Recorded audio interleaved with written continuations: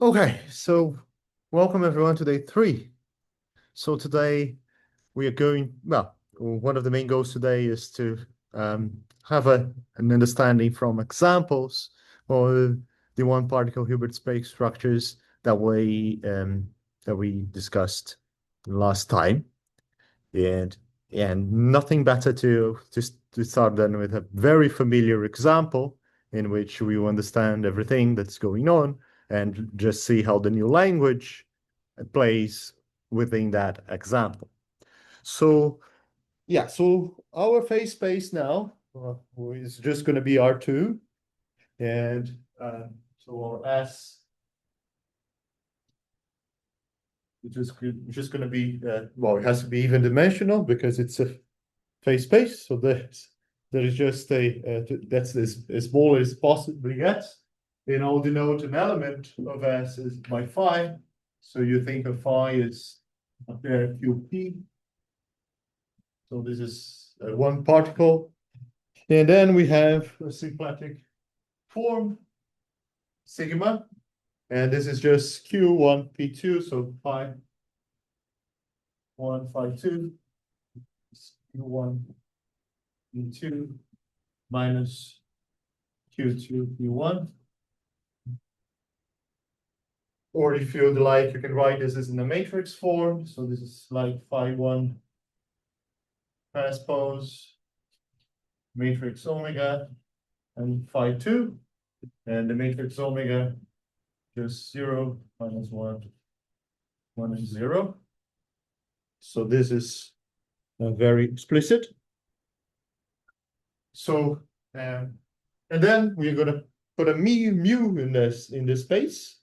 We're going to see which. We're going to be very explicit, but given a generic bilinear form mu on S, we can put a state omega mu on the vectorial algebra on phi as the exponential of mu phi divided by 4.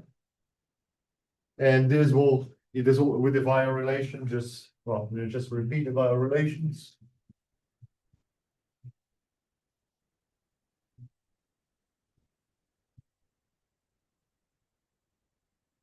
I pass, I1, I2, W, I2. And of course, and then of course, as we saw, for it to define a state, we need positivity of omega, and the positivity of omega is equivalent to that mu inequality we talked about extensively. So we must have mu of phi 1, mu of phi 2 to be sigma of phi 1, phi 2 squared for all phi 1 and phi 2.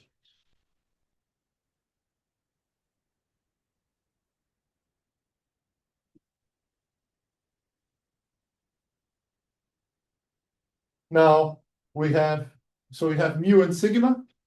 We can have one particle Hilbert space structure for it. So we need a K-map and a complex Hilbert space.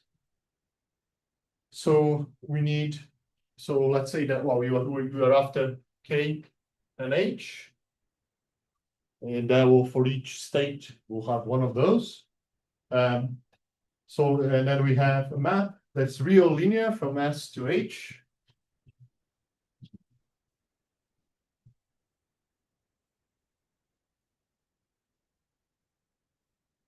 From S to H. And once we have that, so we need Ks plus IKS dense in H, as we had before. And then we have the inner product K phi 1, K phi 2. Has to be, 2 times this has to be the symmetric part. There's the symmetric part. So this is all in the general construction that we had. And again, this is, as I mentioned before, this is equivalent to the Cauchy-Schwarz inequality for the inner product with the for this inner product with the k's after the projections and k.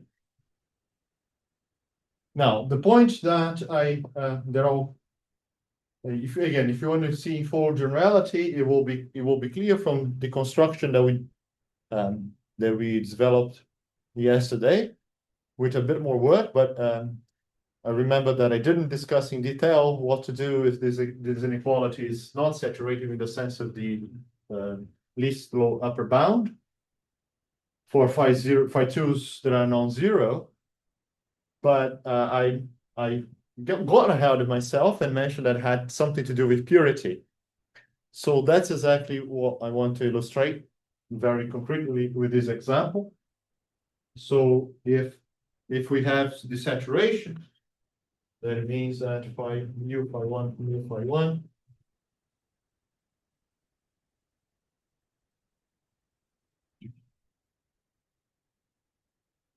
is sub for non-zeros phi 2's sigma phi 1 phi 1 phi 2 square phi 2. Okay, so let's specify, let's put a Hamiltonian into the system. And as every good physicist, we love the harmonic oscillator. So let's put a Hamiltonian of harmonic oscillator in our system and the canonical commutation relations. So let's make, h bar equals 1 and the mass of the harmonic oscillator equals 1 as well, just to keep everything as compact as we possibly can. So our Hamiltonian will be p squared divided by 2 plus omega squared, well, plus 1/2 of omega squared p squared. And of course, you can write this as for every calculation. It is useful to write this as a dagger a plus 1/2 times omega for all the concrete calculations. Well, since this is all very concrete, let's write the Q and P in terms of A daggers. I'm sure you've seen this many times before, but once again, Q is A plus A dagger, and you need a root of 2 omega. Now, P will have to be Hermitian, so it has to be A dagger minus A with an I in front. So you restore Hermiticity, and then normalization is root of omega divided by 2.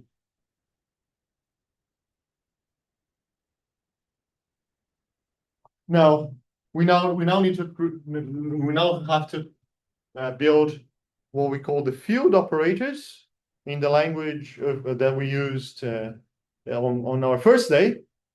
We identify that as sigma acting on phi and a free entry. So that's one of the reasons. Anyway, so that's how we did that, but let's be very concrete here. So I'll change the notation a little bit. So I might write that as capital phi, because we want to make a distinction between operators and numbers. So capital phi of phi, we define this as QP minus P Q. So the commutators between, so the postulates have to have some commutator between these phi's.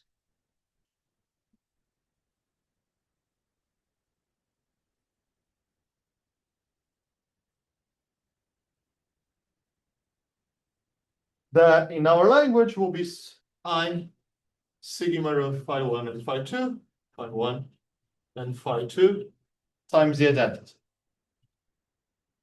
Okay, so from this side of the board, I wanted to look at this and say, yeah, that's just the harmonic oscillator. I hope you have this feeling now. Maybe written in a slightly different notation, but it's something that I'm sure every single one of you seen before.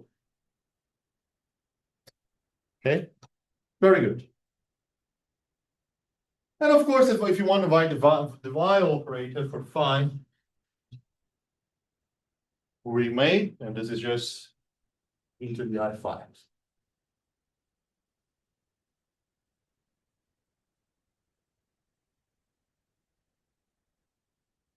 Now we want to encode a state, and in general, a mixed state in general, into mu, because that's what we were doing before.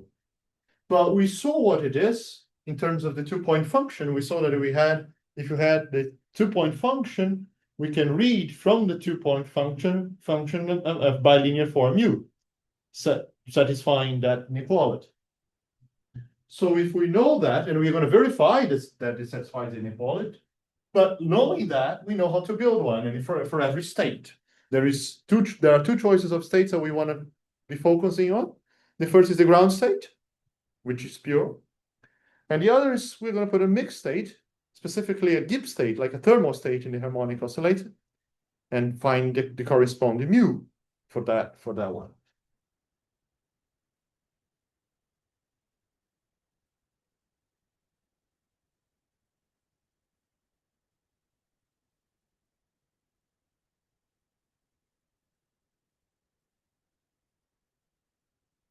Okay, so to take expectation values using density matrices, what you do, you take the trace of the density matrix times the operator you want to find the expectation value for. In particular, if you want to find mu phi 1, phi 2, I need to take the symmetric part of the expected trace of my density matrix times the object I'm going to take the expectation value of. And again, we want this to be the vacuum, or the reference state 2-point function, symmetrized. So I have to put the anti-commutator here between two of these functions, and that will give me, so this is between phi 1.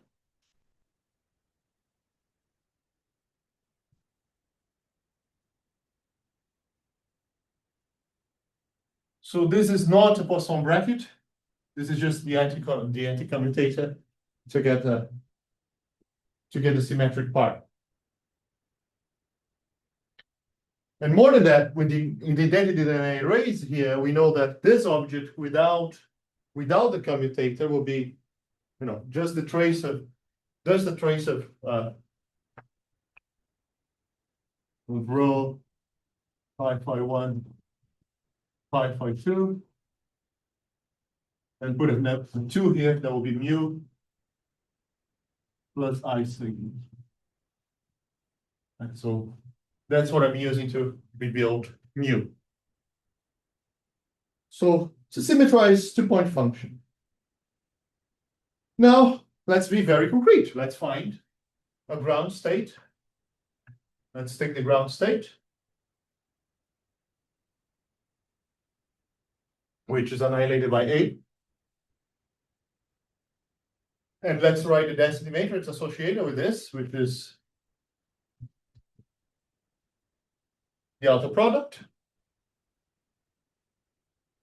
And now let's find the expectation values. So we need to find expectation values of everything. So we need to find expectation values of Q squared. I put a 0 here to denote, because we're going to change the state in a second. I need to specify which state I'm taking expectation values of today. So I'm going to put a 0 there. We need to find Q squared. And we need to find a commutator, anti-commutator. Now, this is a simple exercise for quantum mechanics, undergraduate quantum mechanics, right? Where you can write P and Q in terms of A and daggers. And at and A is 0 plus its emission conjugate. A dagger on the bra 0 is 0. And specifically, A dagger A is 0, A squared is 0, A dagger squared is 0 in other expectation values. So this expectation value, which is 1 on 2 omega. This expectation value is omega on 2, and this is 0.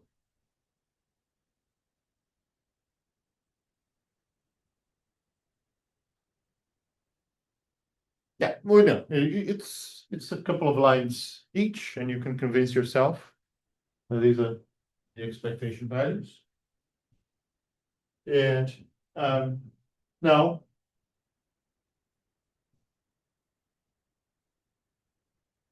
of course, now you're going to write mu as so using that, we can write explicitly who mu of phi 1 and phi 2 is. Using this expression. So I'm using this expression and this expression. So, okay, so I'm writing this guy. In terms of these guys, these are numbers, or I mean functions. These are the operators. The operators are computed, and I'm going to look at the products between these two, because there's a product here. I'm going to symmetrize and take the expectation values. The expectation values are calculated here. So I can write mu. Does everybody feel completely confident on how to write this mu? And I will just write the answer. But it's simple calculation, so I'm plugging this here and getting this. This becomes just omega Q1, Q2 plus 1 over omega Q1, Q2.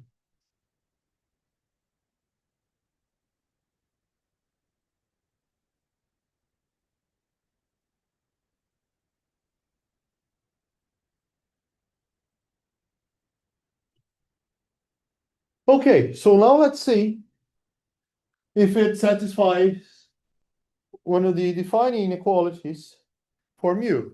It better satisfy because it came from this state that we know it's a good state. So it better satisfy that inequality. Does it? Well, what we can do, we can obtain it explicitly by evaluating mu on the basis vectors of Q and P. So this, let me put a 0 here to denote that this is the mu that came from the ground state. This expectation value here, so this row 0 here, row 0 here. So this is, for that row, this is that mu, so that's why I'm putting a 0 there. So what we can do, we can evaluate mu 0 on the unit vector of Q twice. And that's just omega. Now I take the product of mu in the unit vector of P. Again, this is 1 over omega. So this product is 1.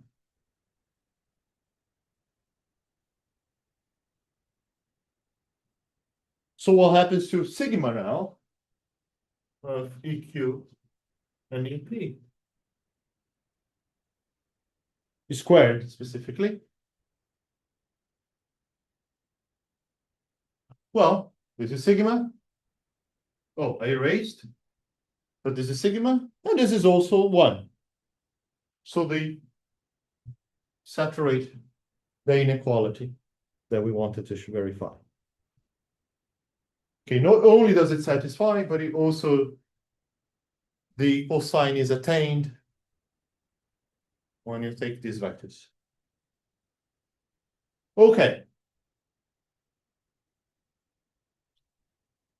Right, so we have a very explicit control. Let's repeat this construction now, replacing this state, replacing this row 0 with a thermal state. So what is a thermal state in the language of Gibbs density matrices? It's a Gibbs state.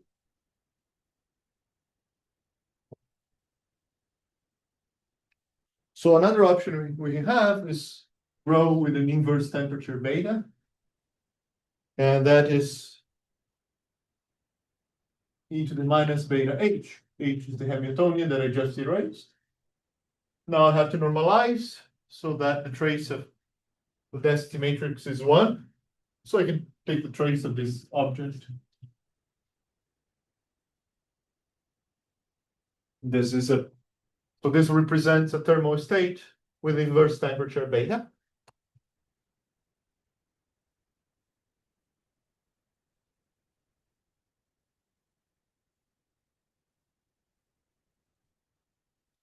Now we can evaluate this because we know that H is, what I raised, H is n plus 1/2.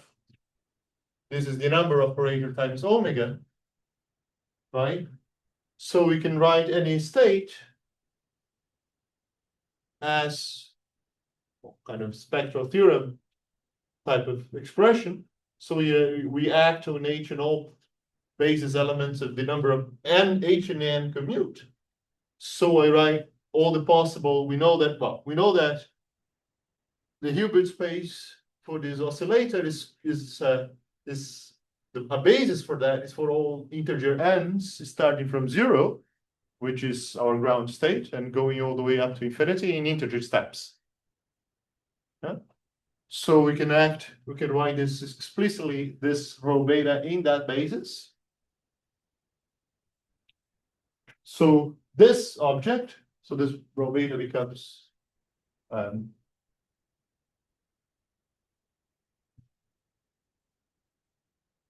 so this numerator becomes, I'll have some room here. It becomes a sum.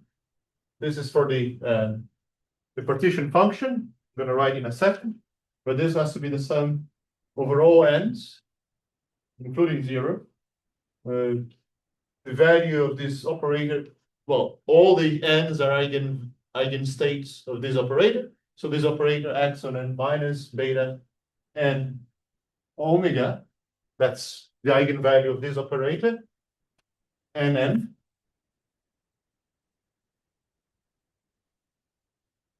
Now divided by the trace of this object.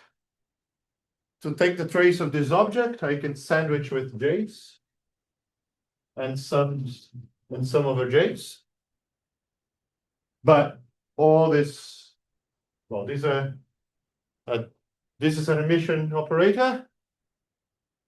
These are all of any two n's have different eigenvalues, so they are all orthogonal to each other. So this is just the sum over n's of this object. If it's a sum of so this is just a geometric series, V ratio e to the minus beta omega. So the sum of that is 1 divided by, there is 1 divided by that, so it removed the 1 divided, put it up, and it's 1 minus e to the minus beta omega.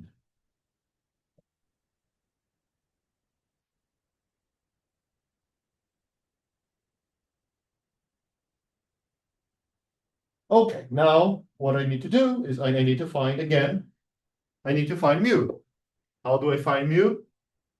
I write this explicitly in terms of Q and P, capital Q and capital P. Take the expectation value. But now these expectation values are different because I'm changing the state. Well, this is not so difficult to do because rho beta is diagonal in the number basis. So this is not difficult to do. So we can start by, for example, finding the expectation values of A dire A on the state beta, which is just the expectation value of the number operator. And that you can calculate, but you know exactly what it is. It is 1 divided by e to the beta omega minus 1.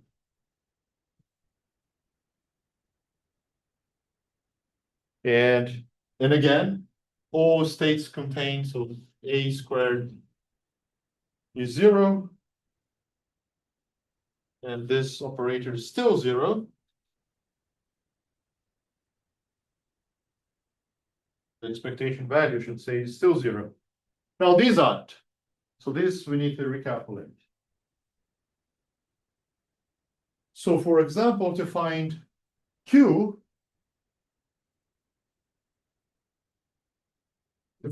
squared in terms of A dagger, this is just the expectation value of the number operator, 2 times the number operator plus 1 divided by 2 omega. Now, what you do with that, so this, well, there's a little bit of manipulation, but since we're being very explicit today, let me put a few more steps on how you do this. So this is the number operator that we calculated. So this comes, okay, let me erase all of this. Oh, is there a question?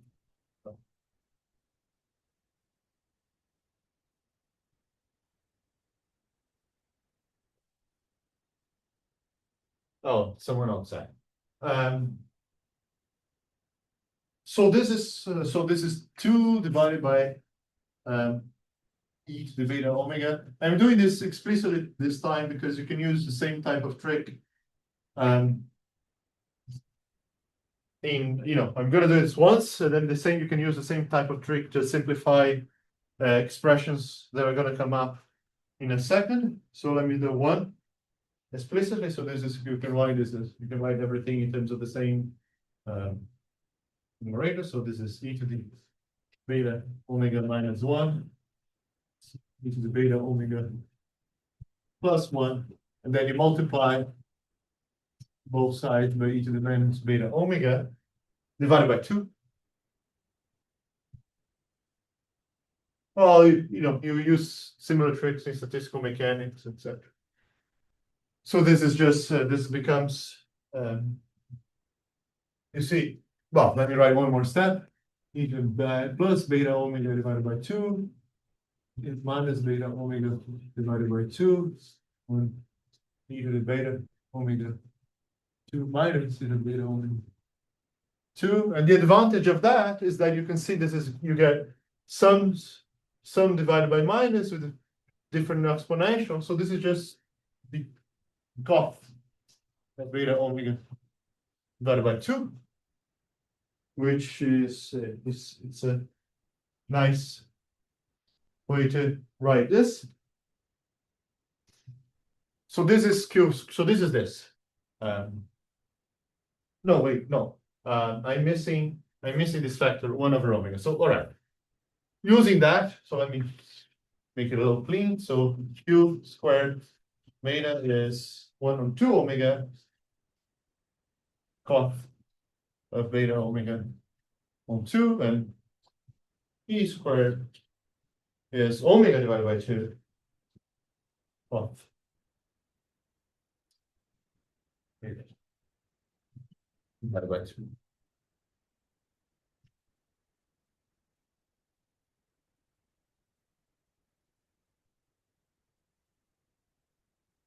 All right, so we are ready to find mu beta.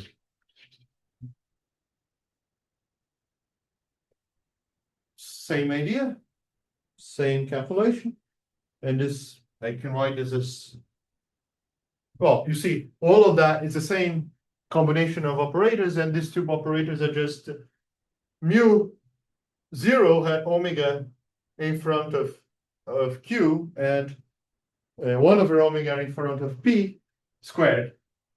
So this is just, again, just restores mu 0 with the extra factor of this hyperbolic cotangent in front.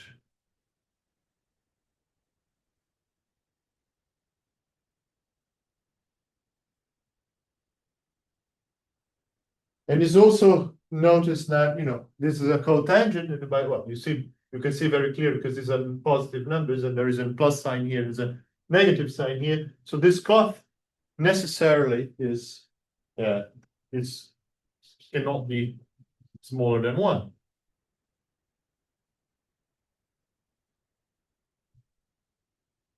When is it 1? Well, only when this term is 0.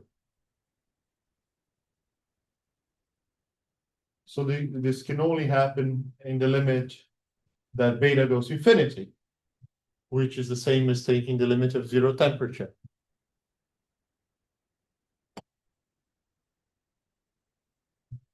So in other words, and if we repeat that calculation, EQ, now with the beta mu, mu EP, this is now the square of the cos beta omega divided by 2, which is for all non-zero betas is larger than 1. So we have a strict inequality. We have a strict inequality in that case. Now, so you already see that at least in this example we have, well, I haven't said much about purity yet, but perhaps it's a good time to quantify.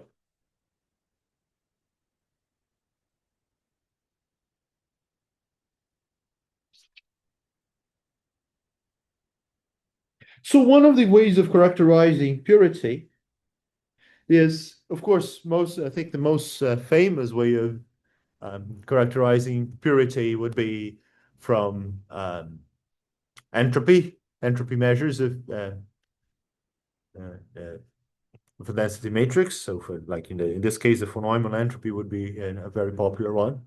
But there is a simpler way of characterizing, which is if you have a pure state. So if you have a state like the ground state, which was just the outer product of a vector in H with itself, well, this is just a projection operator. So the density matrix is idempotent. So rho squared equals rho.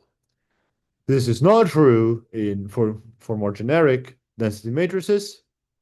So one way of characterizing purity is taking the square of the density matrix. I don't know how many of you seen this before, but it's a very convenient characterization, especially if you take the trace. So the trace of a density matrix is going to be 1, but the trace of the square of the density matrix can be smaller than 1, and that's exactly one of the measures, the one of way of quantifying purity. You can take the trace of rho squared. Now this trace of rho squared, so you can the maximum value is 1, as we know, and for a state as mixed as possible, so equally, you are all finite dimensional Hilbert spaces now. So if all possible states are equiprobable, then everyone will have the probability of 1 divided by the dimension. So the trace of rho squared can be as low as 1 divided by the dimensions, by the dimension of your Hilbert space. So that's a way of characterizing purity. So why don't we do that? So why don't we calculate a trace of rho squared for ourselves? Well, rho squared, so if rho is, so let's calculate very quickly. So if rho is that Gibbs state, rho squared is e the minus 2 beta h on the trace of e to the minus beta h squared. And then again, you can use this as so this is again these are two geometric series that we need to calculate to take the well, I need to take the trace for it. What do I do? So we take the trace of this. So we have two geometric series to calculate. That's the sum of n equals 0, infinity, e to the minus 2 beta omega n on the square of that, but without the square, this 2.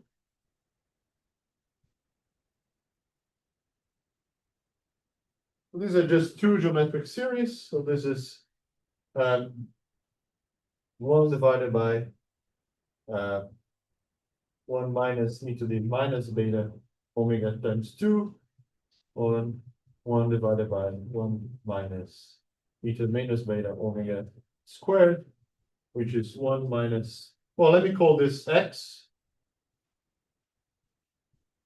So this is 1 minus x squared, 1 minus x, 1 plus x, which is 1 minus x squared. So this is like this. So this simplifies to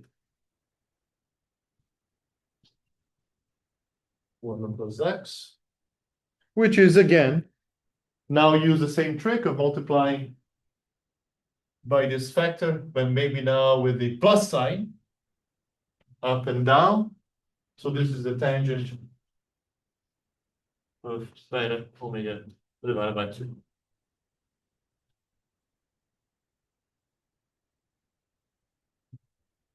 Okay. Well, we'll keep this result in mind. I'll come back to this in a second. Let's find a K-map.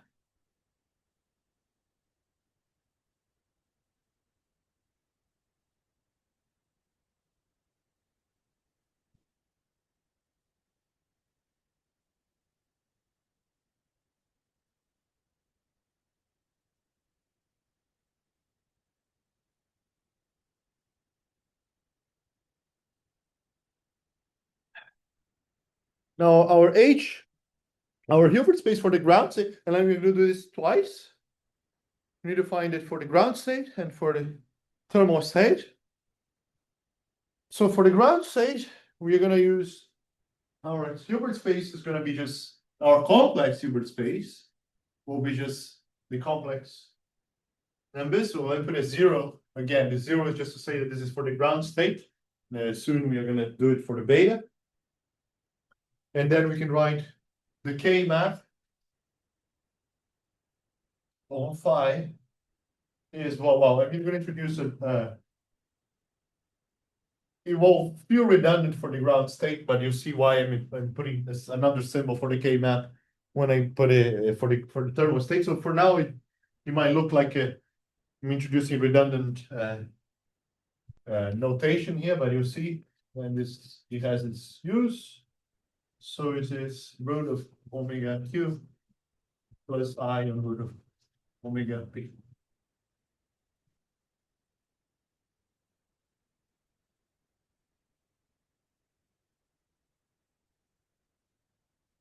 Now we have to check if why am I saying that I claim that this is the K map? If you need to check this is I'm saying what I'm saying is correct, and you can check this directly by taking the 2-point function.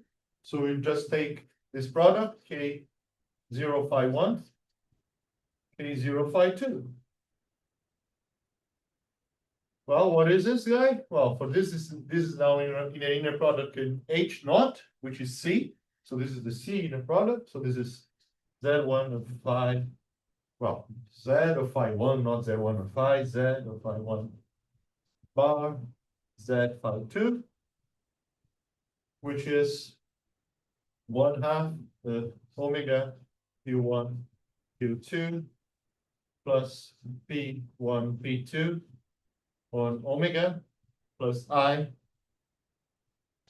Q1, P2 minus P1, Q2, and that is excellent. Why? Because this is imaginary part, real part. This real part is exactly mu 0, phi 1, phi 2. And this is sigma.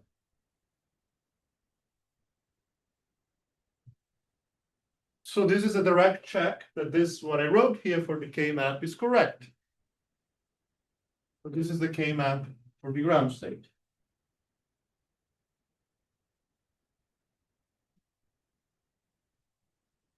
Furthermore, this function z from R2 to C, so this z goes from R2 to C. This is a bijection. So that means that the K map, so K naught S is H naught.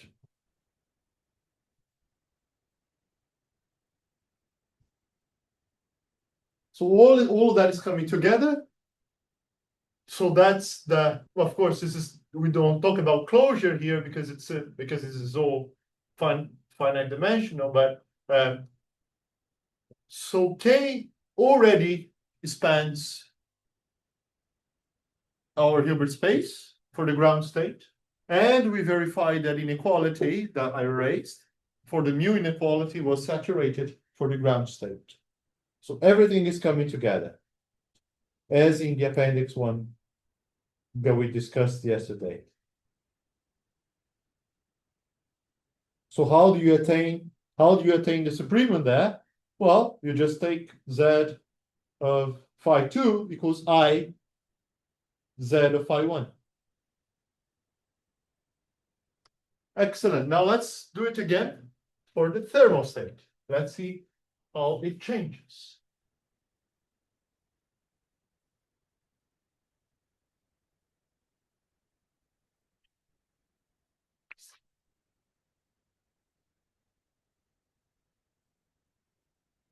Okay, so I introduced a little abbreviation here based on this hyperbolic trig functions that simplified a little bit. So let me do that. So let's define theta. Let's, instead of writing beta, we're going to write theta. So we define tangent of theta as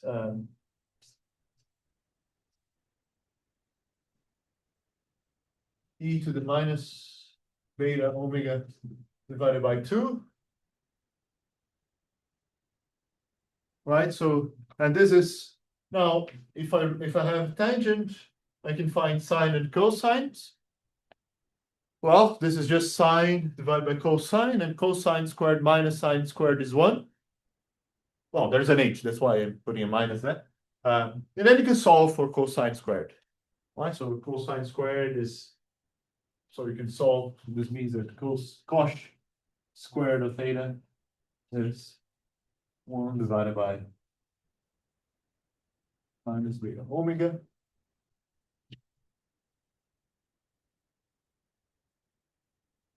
And then, so this means that, and the second simplification is if you take the cosh of 2 theta, which is cosh 2 cosh squared theta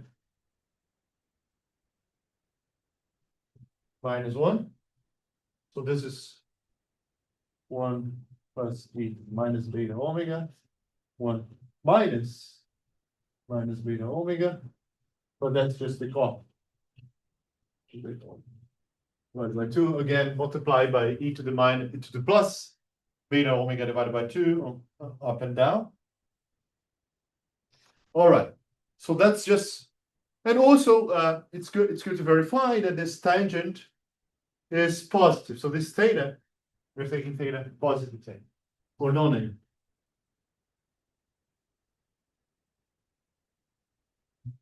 Well, if it's, well, let's say it's strictly positive because we don't want to recover the same.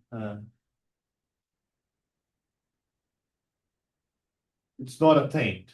It's not, 0 is not attained. Anyway. Okay, so our Hilbert space now is not going to be C. It's going to be C direct sum C. So now our Hilbert space H, which I'm going to denote H beta, this is going to be C squared. Let me put tilde. This is the same, but just to make it easier to label vectors in H beta, I'm going to put a tilde there just to make it easier to label vectors there. And now I have an H, and then to get a one particle Hilbert space structure, I also need a K map. And my K map will be, and again, we're going to verify that this is the K map. I'm going to put the answer first, and then we check as we did for the ground state. So the K map acting, well, we're going to phi. It's going to be cosh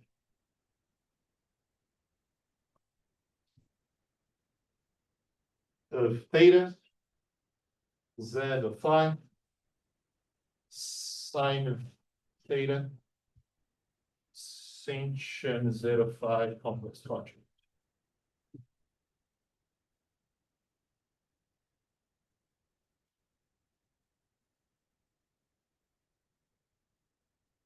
Now,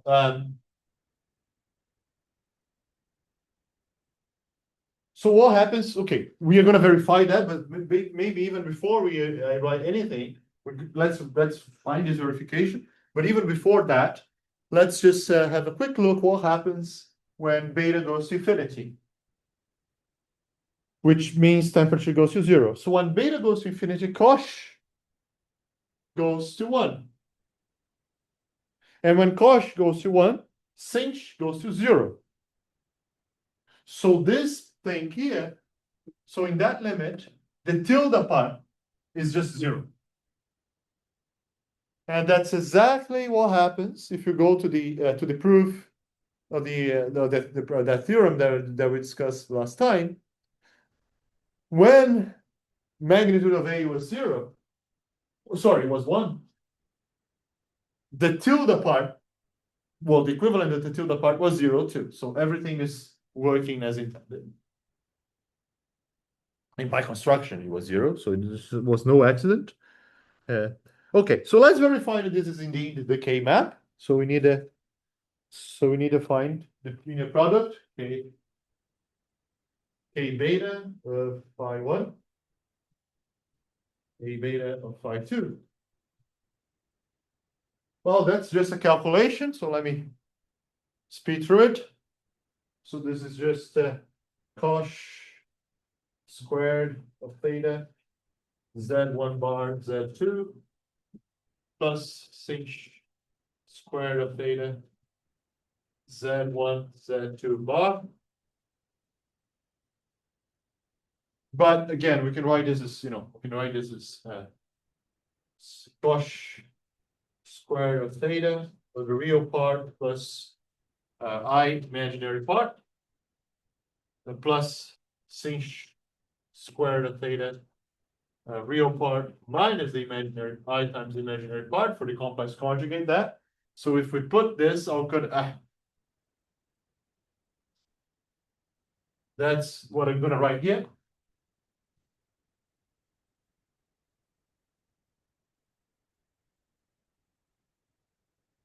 So I'm using this decomposition to continue this expression.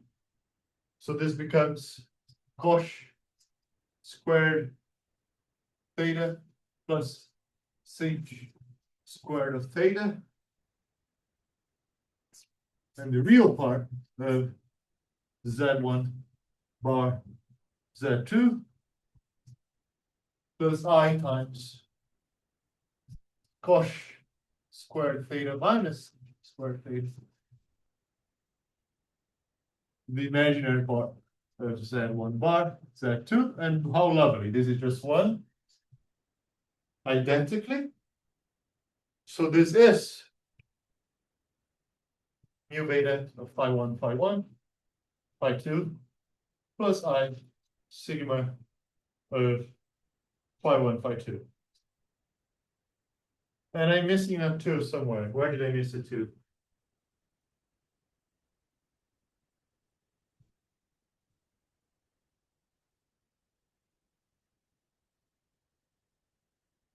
Well, this, by the way, this is the same as cosh of 2 theta, what we had before, right? So that's what identify this part with this part because of that. I'm just missing a factor of 2.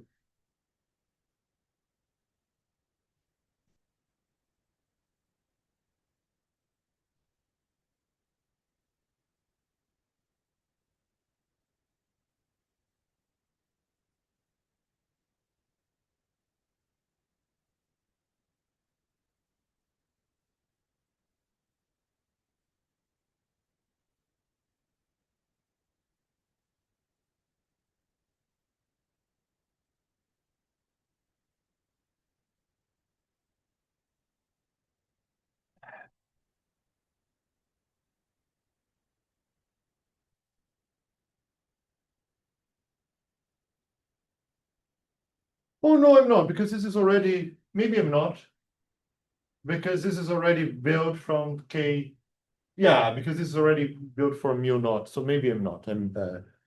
Yeah, maybe I'm not. Okay. Yeah. Now, of course, we want to verify that, we wish to verify that K beta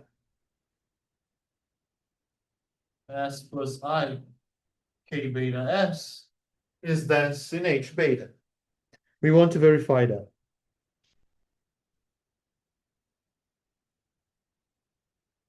It's not difficult, so let's maybe talk about that in for a second. In other words, this is also a statement that H is a standard subspace. So we need to verify that H intersection with IH is zero. It's just a zero vector, which means that it's separating. And well, so yeah, let me maybe discuss that, and then I'll have a comment on what this is doing in a sec.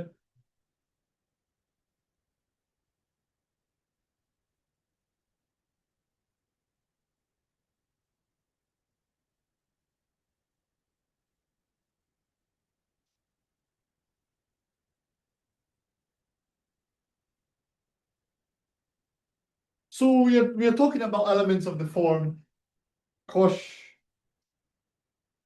of theta times a complex number, and sin of theta times complex conjugate.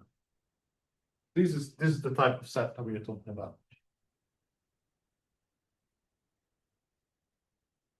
In this case, so this is H. In this case, I times H is, so we call it H. I times H then is of the form of cos of theta times well, I can write it, it's U, and then minus sin of theta times U bar. Well, this is W in a complex number, and this is U as another complex number, and we are putting U equals IW. So IW bar is minus IW bar, with the bar over the I as well.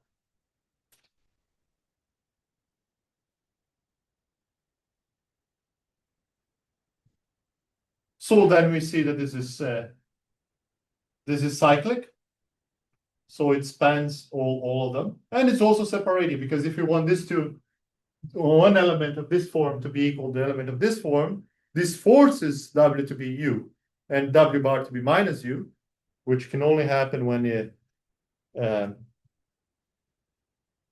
yeah, so this is forces it to be, so it only happens when W and U are zero. Suppose that sinh is not zero, obviously. So we are not talking the possibility of sinh being zero.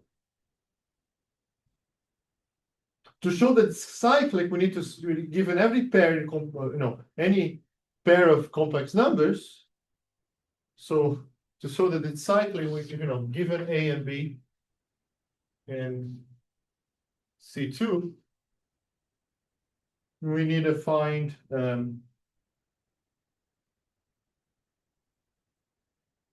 we can always find W's and U's.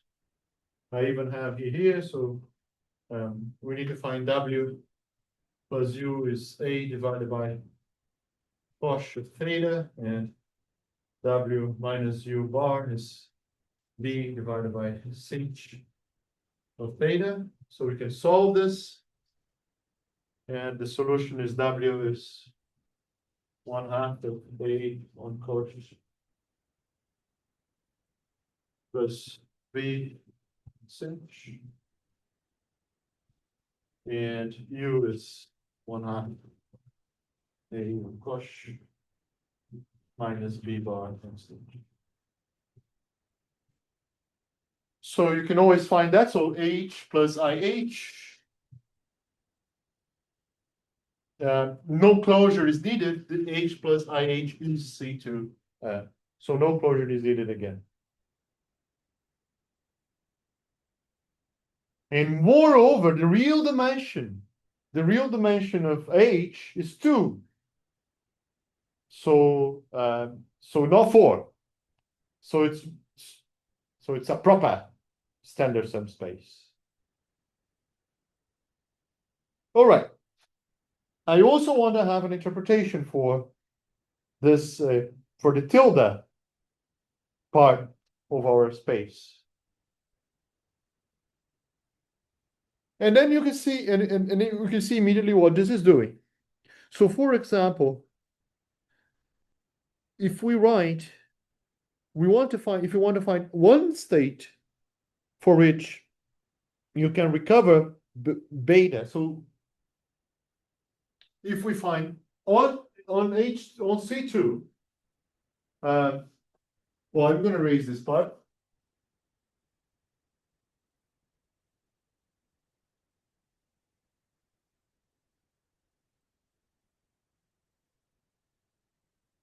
So on C2, so if we want to find an element of that space, we can call omega beta as such.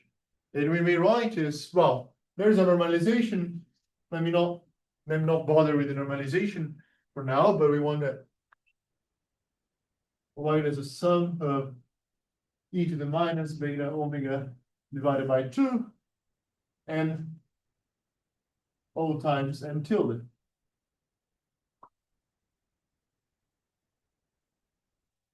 So now if you restrict, so from this, so this is the standard purification argument that you may have seen before.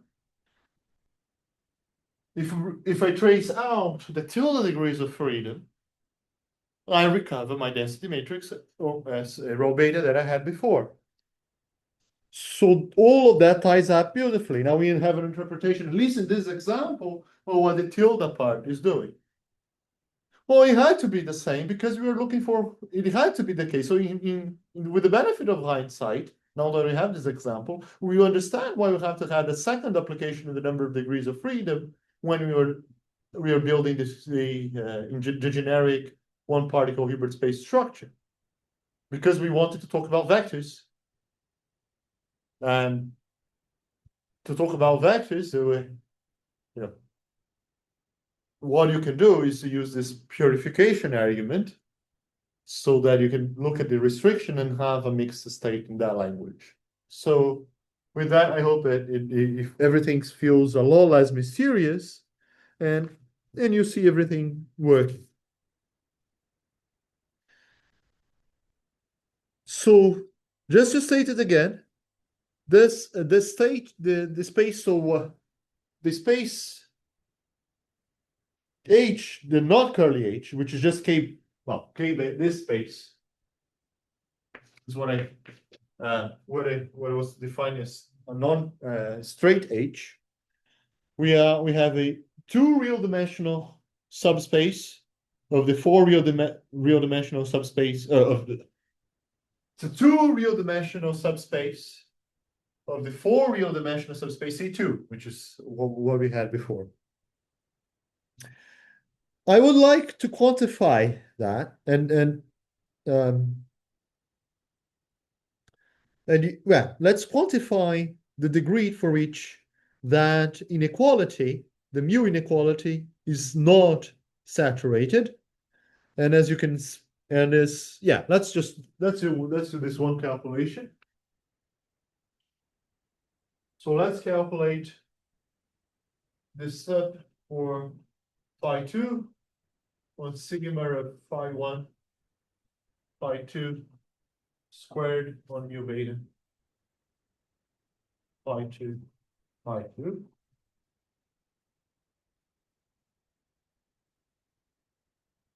Well, but we know that 1/2 of sigma phi 1, phi 2 is the imaginary part of K beta phi 1, K beta phi 2.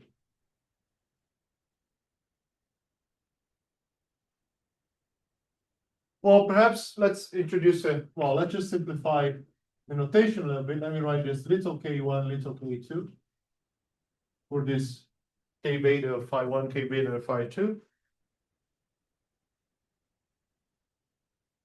So this is the same as except for k in H.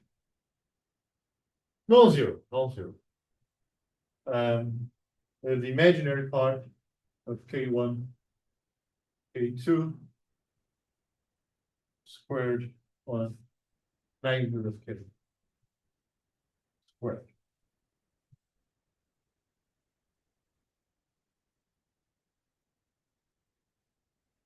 Which is the same as sub in the same conditions of the real part of ik1 k. Well, this 2 is done, so let me not write it anymore.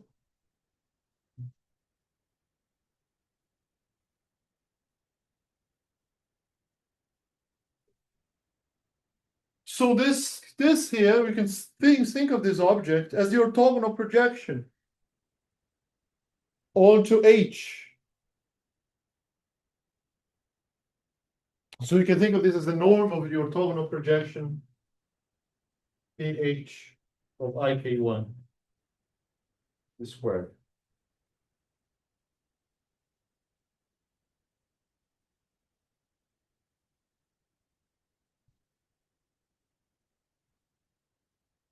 And this is, I hope you find this beautiful, because now we can calculate this imaginary part explicitly. So let's do that. So let me calculate that. So that's this has to do with purity. That's going to be the smoking gun of purity now. So let's evaluate this.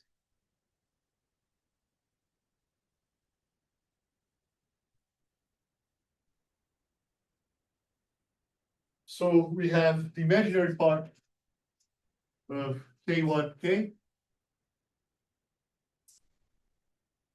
is, again, we write k1 as cosh of theta times z,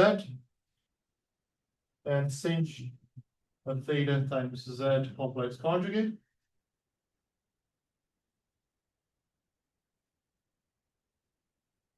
And k we write as cosh of theta times w, and sinh of theta times w conjugate. So using that, this imaginary part here is cosh squared theta times the imaginary part. I'm going to skip the calculations because it's getting a little long, plus sinh times the imaginary part of zw bar. And using the same trick I used before, this is cosh squared theta minus sinh squared theta. The imaginary part of zw, which is the same as the imaginary part of z bar, because this is 1.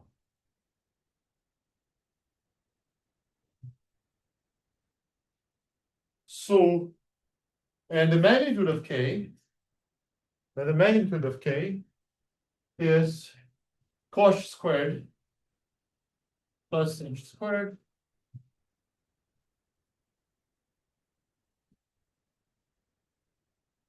magnitude of w squared. Now we need to find the suprema, so we need to maximize this for all possible w's.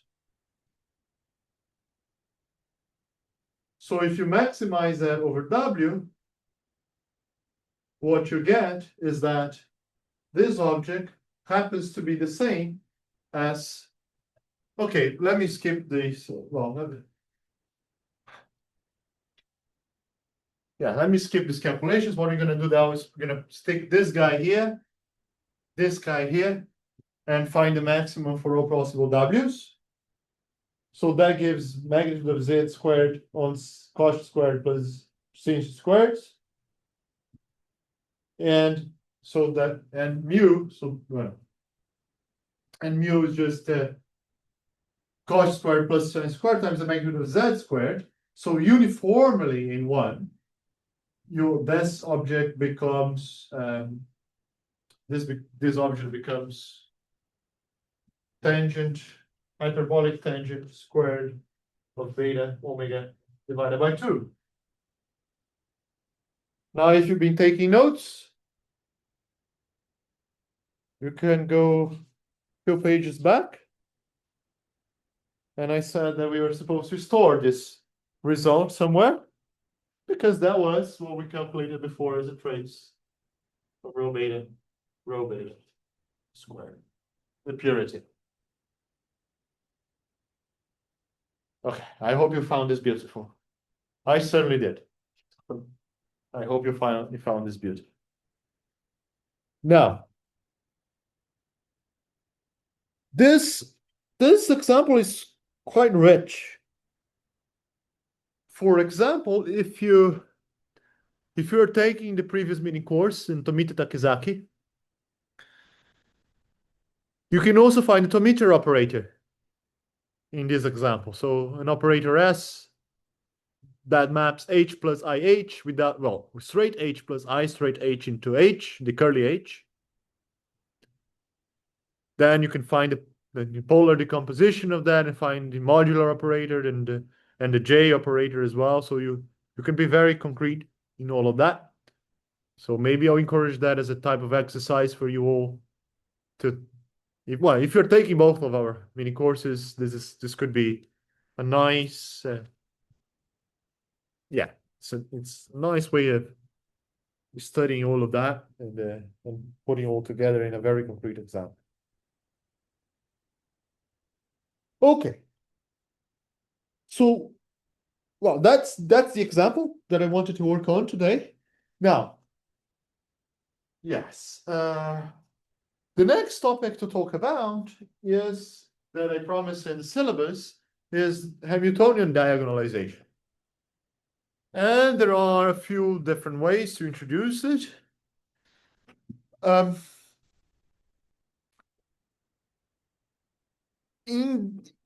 Okay, so one of the ways that we could start from, so I think given the time that I don't think we'll have time for everything I had planned for between today and tomorrow. So perhaps I'll skip the motivation for Hamiltonian diagonalization coming from the construction of quantum field theory in stationary spacetimes. And if you're interested in that, I'll revert to the excellent paper by Bernard Kay in 1978. It is called Communication of Mathematical Physics, 1998, Linear Spin Zero Quantum Fields in External Gravitational and Scalar Fields. So this Bernard will construct the usual stationary call to do quantum field theory in stationary space times. And the idea is you can use an inner product. You can, it's all about using these one particle Hilbert space structures. And what Bernard does, he picks a product mu, coming from the stress energy tensor. And of course, there are some subtleties that need to be addressed, but the idea is to build a mu out of the stress energy tensor. Contractions of stress energy tensor with the killing field that you've got and so on. Then you invoke Stone's theorem anyway. So yeah, I'll just defer you to that construction if you're interested in. It's also reviewed in Wald's Quantum Field Theory in Curved Spacetimes book, chapter 4, if you're interested.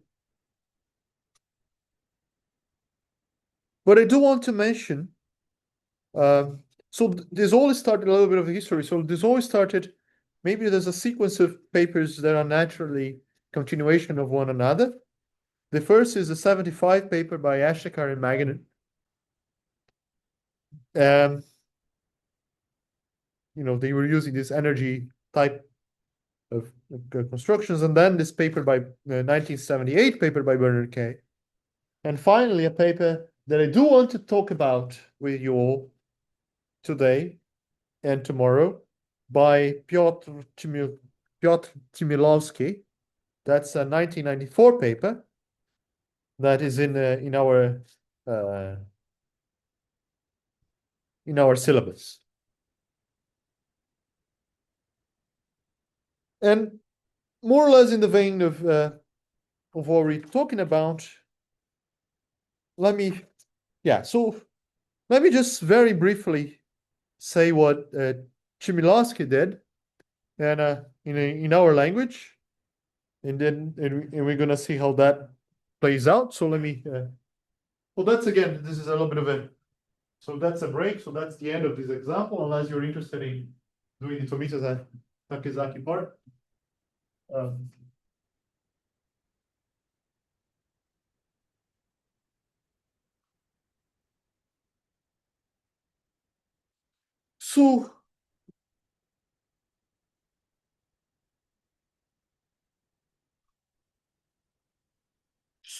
So given a dynamical system as a sigma, and given a quasi-free state mu, then that means that you're given a mu and an S. So we know that for that to hold, we need sigma of phi psi squared has to be mu of phi phi, mu psi psi. And again, then this omega mu is 5 W phi will be the exponential of 1 minus 1/4 of mu phi phi.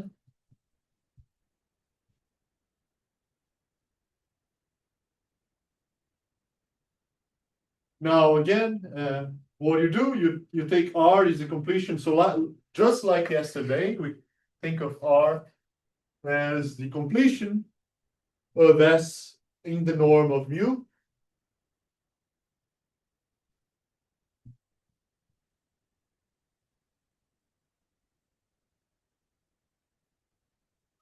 So that's identical to what we had last time. And then for the exact same arguments, we know that there is an operator A, a bounded operator A, given by mu by 8 psi.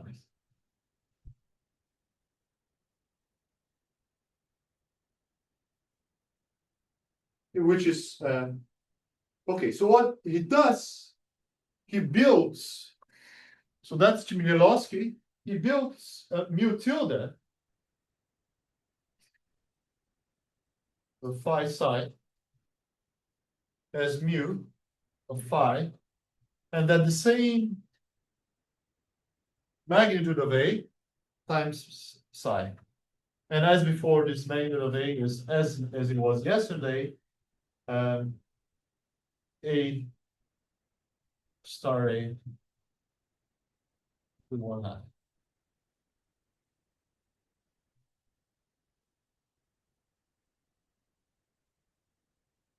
What he shows is that this object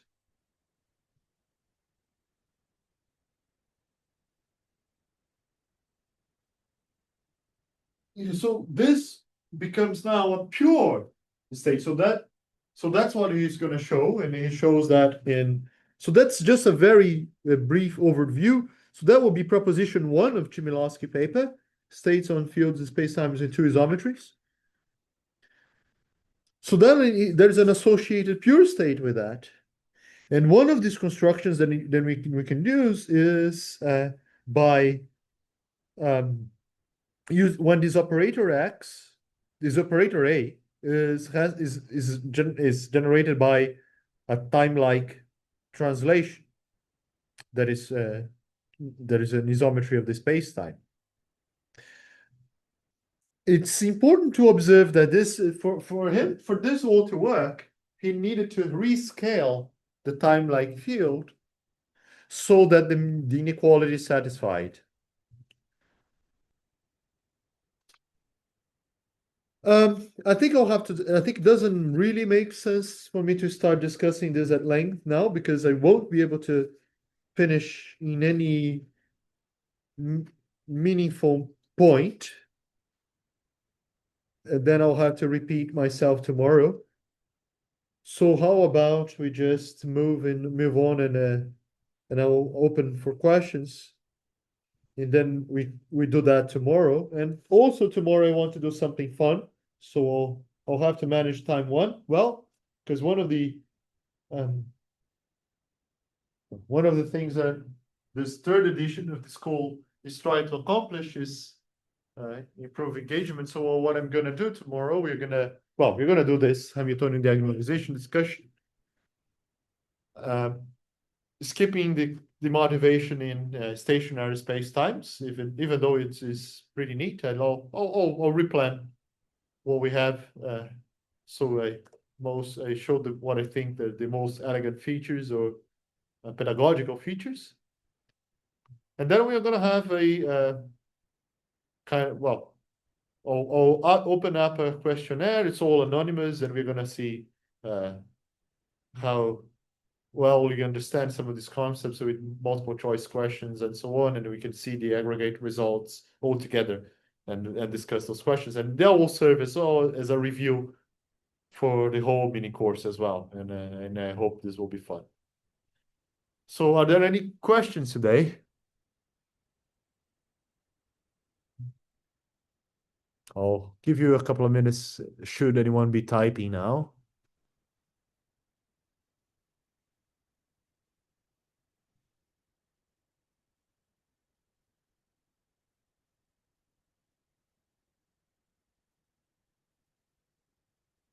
Well, there doesn't seem to be any questions. So yeah, let's stop a little early today, and then we talk about the Hamiltonian diagonalization tomorrow. See you then. Take care.